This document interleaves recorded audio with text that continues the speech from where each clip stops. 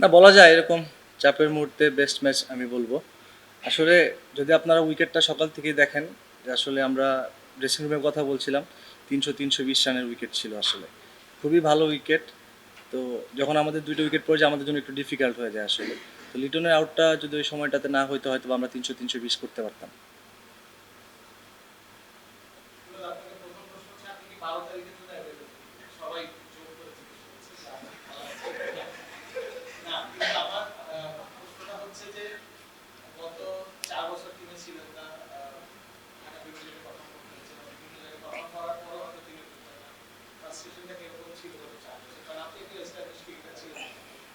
না, অবশ্যই ফার্স্ট্রেশন ছিল আসলে, খুবই ইজি টাইম আমার জন্য ছিল না আসলে।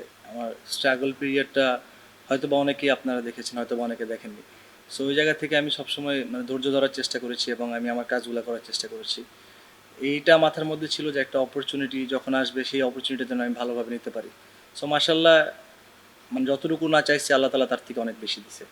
Freeze একটাই বলতাম, freeze একটাই বলতাম, freeze একটাই বলতাম।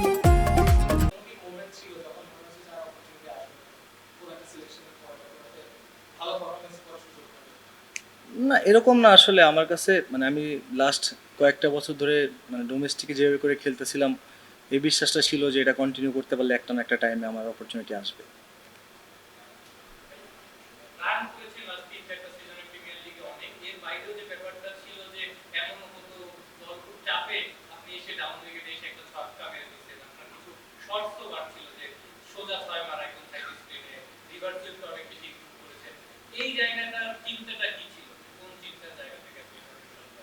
না, ওটাই আমি আবার এই কথাতে চলে আসি আসলে। ডোমেস্টিক ক্রিকেট আমি এভাবে করেই খেলার চেষ্টা করতেছিলাম। সো মানে এখনকার ক্রিকেট যদি আমরা দেখি, সব কিছু মিলে সিচুয়েশন বা স্ট্রাইক রেটের কথা যদি আসে, ওই জিনিসটা সবসময় মাথায় কাজ করতো যখন ডোমেস্টিকে খেলতাম। সো ওই জিনিসটা জাস্ট আমি ওইখান থেকে এখানে নিয়ে আসার চেষ্টা করেছি। তো আলহামদুলিল্লাহ যে প্রথম ম্যাচটা শুরুতেই এমন একটা স্টার্ট পাওয়া, এবং মানে আমার কাজ যেটা টিমের জন্য দরকার ছিল সেটা আমার কাজটা করা, চেষ্টা করব পরের ম্যাচগুলোতে যেন এরকম কন্টিনিউ করতে পারি।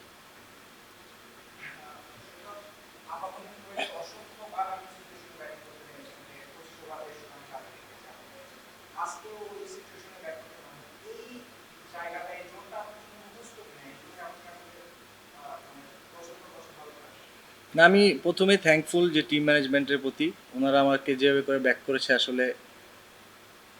খেলা শুরুর আগে যেভাবে করে ফ্রিডম আমাকে দিয়েছে, আমাকে জাস্ট বলা হয়েছে যে আমার খেলাটাকে এনজয় করতে। সো ওই জিনিসটা খেলার সময় মাথার মধ্যে ছিল না যে অনেক দিন পরে আসছি বা কিছু। তো সিচুয়েশন যা ডিমান্ড করতেছিল আমার কাছে মনে হয়েছে যে ওভাবে করে যাওয়া উচিত। আমি জাস্ট আমার কাজটা করার চেষ্টা করেছি।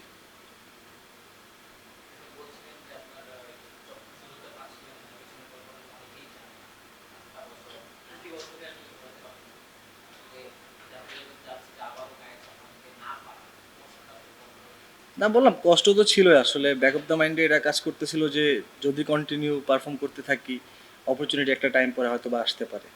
সো এটাই থ্যাঙ্কফুল যে অপরচুনিটি আসছে, এবং আমি চেষ্টা করব, না সবার কাছে এটাও বলবো যে আপনারা সবাই দোয়া করেন আমি যেন এটা কন্টিনিউ করতে পারি।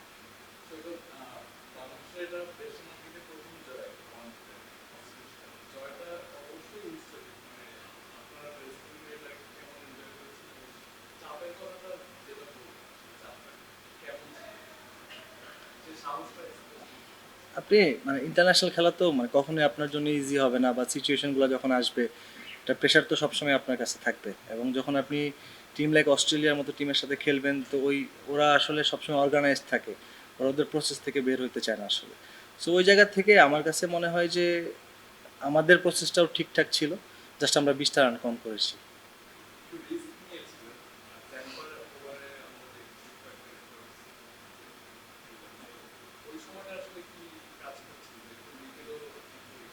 না, গতকালকে আমার সালাউদ্দিন স্যারের সাথে অনেকক্ষণ কথা হয়েছে এবং আশরাফুল ভাইয়ের সাথেও কথা হয়েছে। তো ওনাদের কথাটা একদম ক্লিয়ার ছিল আসলে, যে আমরা যে সিচুয়েশনে আমি বিশেষ করে ব্যাটিং করতে যাব, ওই জায়গা থেকে যদি 40 রানে 4 উইকেট থাকে, তো সেখান থেকে যদি আমি আস্তে আস্তে খেলে হয়তো 160-170 করতে পারি, যেটা ওয়ান ডে ক্রিকেটে ডিফিকাল্ট আপনি একটু ডিফেন্ড। সো এবং 200 রানে 4 উইকেট পরার পরে আমার ব্যাটিংয়ে যাওয়া লাগতে পারে, সেখান থেকেও যদি আমি নর্মাল খেলতে থাকি, তো সেই জায়গা থেকে হয়তো বা 260-270 করবো, সেটাও ডিফিকাল্ট। সো অবশ্যই আমাদের ভালো উইকেট পেলে আমার কাছে মনে হয় 300-320 রানের জন্য খেলা উচিত, এবং ড্রেসিং রুম থেকে এই মেসেজটাই ছিল যে আমরা ম্যাক্সিমাম যত রান করতে পারি। অবশ্যই হিস্ট্রিক উইন, তবে আমি বলবো যে আসলে খুব ভালো একটা সুযোগ আছে আমাদের সামনে এই সিরিজটা জেতার মতো। আমরা যদি আমাদের প্রসেসে থাকতে পারি অবশ্যই সম্ভব, এবং সেই বিশ্বাসটা আমি থেকে শুরু করে আমাদের সবার সেই বিশ্বাসটা করতে হবে ইনশাল্লাহ। ঘরোয়া ক্রিকেটে রেগুলার রান করার পরও ৪টা ওভার করার পর অপেক্ষা করতে হলো ন্যাশনাল টিমে খেলার জন্য। কিভাবে বলছিলেন আপনার অর্থ ছিল? অনেস্টলি কি ফিল করেন যে আপনি একটু ইনজাস্টিসের শিকার হয়েছেন নাকি মনে করেন নাকি ইটস অলরাইট? এখন আমি ওই দিকে চিন্তা করলে আসলে সেটা তো আমার কাছে কখনোই ব্যাক করে আসবে না, সো ওইভাবে আমি কখনোই চিন্তা করি নাই। শুধু আমি প্রেজেন্টে থাকার চেষ্টা করেছি যে যখন যে অপরচুনিটি আমার জন্য আসবে সেটা যেন আমি ভালোভাবে নিতে পারি, সেটার জন্যই প্র্যাকটিস করা, নিজেকে রেডি করা। সো ওইভাবেই সবসময় প্র্যাকটিস করা ট্রাই করেছি। লাস্ট টিপস ছিলেন বলেছিলেন যে ইরান সারাদারিন আপনাকে দলে নেওয়ার একটা সাপ দলে নেওয়ার সাথে তখন এই ধরনের কমেন্টস টিপস থেকে আসে তখন দুইটা আপনার জন্য অ্যাডজাস্ট করা কতটুকু টেকনিক্যাল হয়ে যায় এবং ওখান থেকে নিজেকে মোটিভেট করাটা কিভাবে এটা মানে আমি প্রথমেই বলবো যে এটা একদম ওনার একদম পার্সোনাল ওপিনিয়ন, আসলে এটা অনেক দিন আগের কথা আসলে। সো এই ব্যাপারগুলোতে আমি এর আগেও কখনোই আমি মিডিয়াতে কখনো কথা বলতে চাই নাই, বা আমি কমফোর্টেবল ছিলাম না বলার জন্য। সো এখনও আমি ওইভাবে চাই না, এটা ওনার একটা পার্সোনাল ওপিনিয়ন। তবে থ্যাঙ্কফুল এখন যারা ম্যানেজমেন্টে আছেন তারা আমাকে সে অপরচুনিটি ক্রিয়েট করে দিছে এবং তারা আমার উপর সেই ট্রাস্ট রাখছে। আমি তাদের কাছে থ্যাঙ্কফুল, এবং আমি চেষ্টা করব তাদের যে আস্থাটা আমাকে আমাকে যে আস্থা রাখছে আমার উপরে, সেটার যেন প্রতিদান আমি দিতে পারি।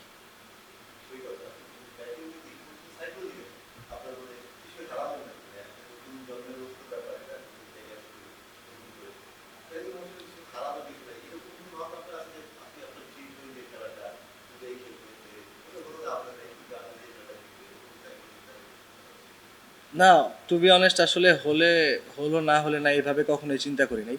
সো আমি জাস্ট চেষ্টা করছি যে আমি যতক্ষণ ব্যাটিং করার অপরচুনিটি থাকবে আমার, আমি যেন ম্যাক্সিমাম রানটা আমার টিমের জন্য করতে পারি। সেটা ক্যালকুলেটিভ যতটুকু রিস্ক নেওয়া দরকার আমি ওইগুলাই চেষ্টা করেছি, এবং চেষ্টা করেছি আমার জোনের শর্টসগুলো খেলার জন্য।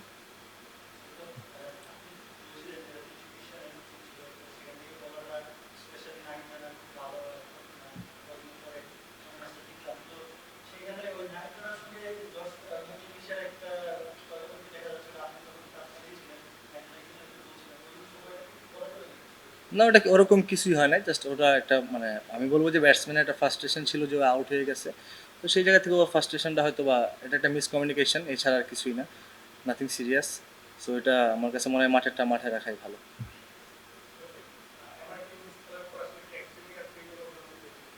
না, আমার পুরো এন্টায়ার টিম থেকে শুরু করে ক্যাপ্টেন থেকে শুরু করে সবাই মানে সাপোর্ট করার চেষ্টা করতেছে। বিশেষ করে যেহেতু আমি এতদিন পরে আসছি, তো ওরা সবাই মিলে চাইতেছে যেন আমি ওই ফিলটা কখনোই না করি যে এতদিন পরে আসছি। সো আবারও মানে আমার পুরো টিমের প্রতিও আমি থ্যাঙ্কফুল। সৈকত, অভিনন্দন ফেরার জন্য। ৪ বছর তো আপনি virtually BPL, EPL, NCL, BCL থেকে কাটিয়েছেন। একটা কথা শোনা যায় যে আমাদের ডোমেস্টিক ক্রিকেট কম্পিটিটিভ না, উইকেট খুব ভালো না। ওর কথা এটা খুব ফ্রুটফুল কিছু না, বাট আপনি তো প্রমাণ করলেন যে ডোমেস্টিক ক্রিকেট খেলে, স্পেশালি প্রিমিয়ার লিগ খেলে তারে জানা যায় এবং নিজেকে তৈরি করা যায়। আপনার কি মনে হয় এই জার্নিটা আসলে কতটা ফ্রুটফুল ছিল, স্পেশালি আবাহনীর হয়ে আপনার গত ৪-৫ বছরের যে পারফরমেন্সটা সেটা আজকে সৈকতকে ফুটিয়ে তোলার জন্য কতটা পেছনের ভূমিকা রাখে? দাও ভাই, আমরা আসলে আমার কাছে মনে হয় যে যদি কিনা আমরা ডোমেস্টিকে যেখানেই খেলি না কেন এবং যে ফরম্যাটটাতে খেলি, উইকেটটা খুবই ইম্পর্টেন্ট। যদি আমরা ভালো উইকেটগুলোতে খেলতে পারি, আমার কাছে মনে হয় যে আমাদের টিমের যেই ব্যাটসম্যানগুলো আছে, এবং বাংলাদেশে ওই টাইপের প্লেয়ার অনেক আছে হয়তো বা উইকেটের ট্রাস্টের জন্য হয়তো অনেক ধরনের শর্টস হয়তো খেলতে পারে না। এবং একটা ব্যাটসম্যান যখন ওই শর্টসগুলো খেলা অফ করে, আমার কাছে মনে হয় যে তখন তার আস্তে আস্তে শর্টসের রেঞ্জও কমে যায়। তো ভালো উইকেটগুলোতে খেলতে থাকলে আমার কাছে মনে হয় যে খুবই চান্স থাকে তার শর্টসগুলোকে ব্যাক করার, এবং এন্ড অফ দ্য ডে ভালো একটা রেজাল্ট আশা করা যায়। আর আবাহনীর হয়ে আপনার এই যে ৪ বছরের ৪-৫ বছর ভালো খেলাটা এটা কতটা আপনাকে মানে বুস্ট আপ করেছে? তা অবশ্যই বুস্ট আপ করেছে, পারফর্ম করতে থাকলে মানে ওই বিষয়টা মাথার মধ্যে সবসময় কাজ করে যে একটা অপরচুনিটি আসতে পারে। এবং আলটিমেটলি আবাহনীতেই খেলি আর ডোমেস্টিক যেখানেই খেলি না কেন, এন্ড অফ দ্য ডে সবাই চেষ্টা করে যে দেশকে সার্ভ করার জন্য। সো এটা মেইন টার্গেট, এবং আমি বিশ্বাস করি যে সবাই এই জিনিসটা বিশ্বাস করে। সো ওই জায়গা থেকে অবশ্যই বলবো যে অবশ্যই প্রিমিয়ার লিগের পারফরমেন্স থেকে শুরু করে সব কিছুর একটা ভ্যালু আছে।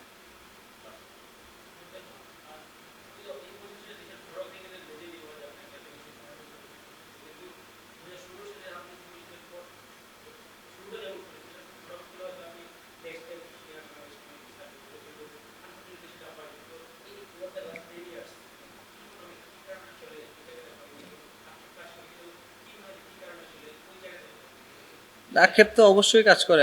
আমার কাছে মনে হয় যে আমার পোটেনশিয়াল অনুযায়ী আমি কখনোই ওইভাবে ডেলিভার করতে পারি নাই। এটা আমার ল্যাকিংসটাই আমি সবসময় দেখার চেষ্টা করি এবং এখন পর্যন্ত স্টিল ওইটাই বিলিভ করি যে হ্যাঁ, যেটা হয়ে গেছে সেটা আমার ল্যাক্স ছিল। তো সেটা আমি ওভারকাম করে এখন নেক্সট আমাদের ম্যাচ আছে আরও। তো সেইগুলোতে যেন ডেলিভার করতে পারি।